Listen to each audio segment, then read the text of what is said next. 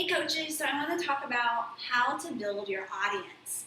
And so if you're like me, when I first started coaching, I kind of had the thought of, all right, I have a pretty decent friends list on Facebook. I have about 700 friends. I probably haven't talked to a lot of them in a while.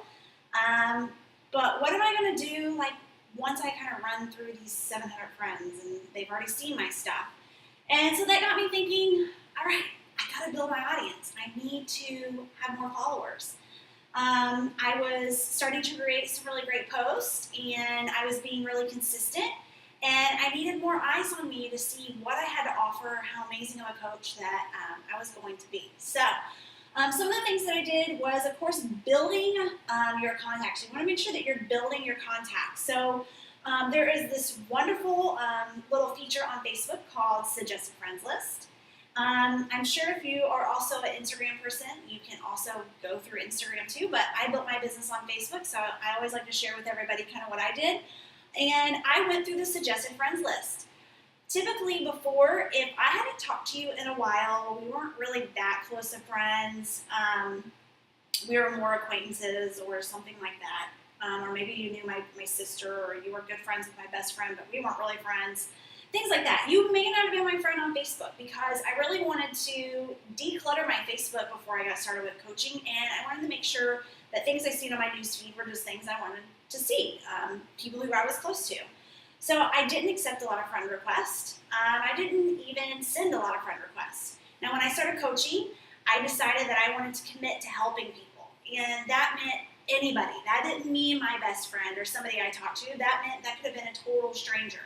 So I knew that it was time to start building my audience. So I went to the Suggested Friends List and I went to see who all I could add, who maybe I could offer some value with my post. And when I was looking, I seen a ton of people that I had over 50 mutual friends. I mean, I'm from a small town. Everybody knows everybody. And I was just going friend request crazy. I usually say you want to add 3 to 5 new friends a day. Now for me, I was adding anywhere from 10 to 20. But maybe the next day I did only get 3 to 5. So there's no set rule on that. But your goal is to at least be adding 3 to 5, make sure that average is about 3 to 5 new friends a day. And the Suggested Friends List was my #1 place that I went to find people that I hadn't connected with on social media. So if we had a lot of mutual friends and I looked at their Facebook profile, I was like, oh yeah, I remember them from high school, or oh yeah, I know that this person, they're a new mom, or oh yeah, they were a year under me, then I add them as a friend. Yes, check the box. And so that was the easiest spot for me to go to. Now, another way that you could also find some really amazing Facebook friends, I'm going to also put a video up in the caption that my coach Brooke did about how to find amazing Facebook friends. But one way that I did it is I went to a sorority sister. I went to the University of Louisville, and I had, I think, over 100 people in my sorority, something like that. And I was only friends with a few of them on there because we kind of lost touch. After college, we kind of lost touch. They didn't have a Facebook profile then or whatever. So I went to one of my sorority friends and I went into their friends, and I seen who they would have a friend that said we had so many mutual friends, meaning that I wasn't friends with that person, but we did have a lot of mutual friends. So I would definitely click on that person, recall who they were, and then add them as a new contact. I'd add them as a new friend. So that's another really great way to do it. But I do suggest going and watching Brooke's video of how to find amazing Facebook friends because she has some really great tips. But for me, Suggested Friends List was the best place to go to because, like I said, there was a lot of people that I knew. We had a ton of mutual friends I just wasn't connected with on social media yet. All right, so making lists of potential challengers. So trying to get yourself a little more organized now that you're building your audience. Okay, so who do you want to invite to enjoy this healthy lifestyle, to get healthy with their family, to learn about clean eating, to share recipes with, right? That's the type of invite that you want to send people.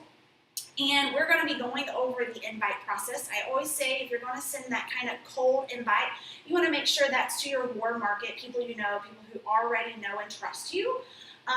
But whenever it comes to people that maybe you haven't talked to in a while, you really want to make sure that you're trying to create some engagement with them. So when I say engagement, I mean go comment on their post. Go comment on their post. Don't just hit like.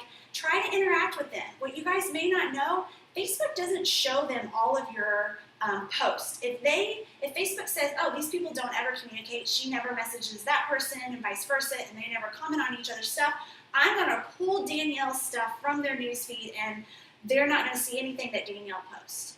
All right? You guys didn't know that, right? But if you're commenting on their stuff, especially if you're personally messaging them, they see that you created an interaction, and you guys are friends, and so your stuff is now going to start showing up on their newsfeed, and vice versa. You're going to start seeing their stuff on your newsfeed.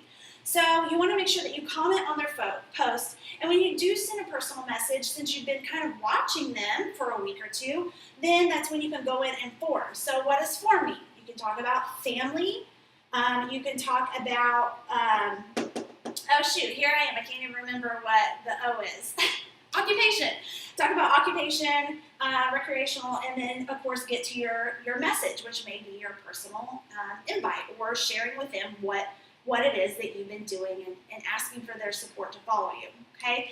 Another really great tip that we're going to be going over is that anybody who likes or comments on any of your health and fitness posts, you want to make sure to go in and personal message them and say, hey, you know what, I seen that you liked my post. I just wanted to let you know that was super sweet of you, and thank you so much.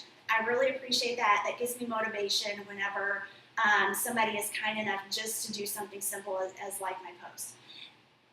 I have a script example that I will share with you guys, but that's just one tip of anybody who likes or comments, because you already have a supporter in that person.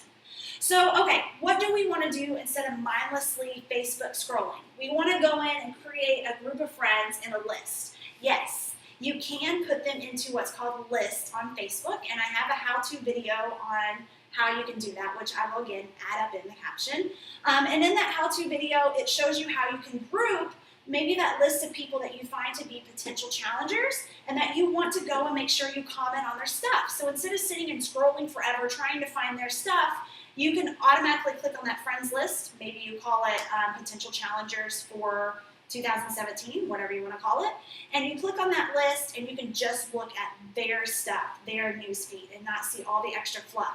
What is the biggest time waster and the worst thing when it comes to time management is Facebook scrolling. Eliminate that, guys. And also, when it comes to building your audience, sharing in conversation. So what do I mean by sharing in conversation? If you're talking to somebody and maybe you're going to an upcoming Beachbody event, maybe you're going to a Super Saturday, maybe you're going to one of our Success Club trips, maybe you're going to a fit club, whatever. Share that with somebody. Talk about it. Anything else like grocery? I know you may think, okay, sharing conversations about groceries. Well, typically for me, when I was a registered dental hygienist and I was having a lot of one-on-one small chat with patients in my chair, I would often talk about my day, what I had planned. I'd be like, oh, I'm going to be busy today. I have to go grocery shopping. I'm doing this online accountability group where we're doing a clean eating, and I have to go buy all the groceries for it. We're making a lot of crock pot meals, and I'm really excited about it. You know, so just kind of talking about what you have going on. It's very easy to put into conversation, especially when you tell people you've been busy with your challenge groups. When somebody says, oh, what have you been up to? Well, I've been super busy. I've been doing this challenge group. We're learning more about clean eating. I really enjoy it. I feel so much better. My stomach feels better. I feel healthier. I've been, using my crock pot. I've been using the grill more. I've been cooking more at home, saving more money, eating out less, whatever. Sharing a conversation is a very easy way to, again, build your audience, have people interested in what you're doing. So I hope these tips help you guys, and just make sure that you're using that suggested friends list. You're not Facebook scrolling. Make sure that you are staying organized with your potential challengers. Go ahead and create a friends list, put them in there, and share what you're doing. Just talk about it. That's it.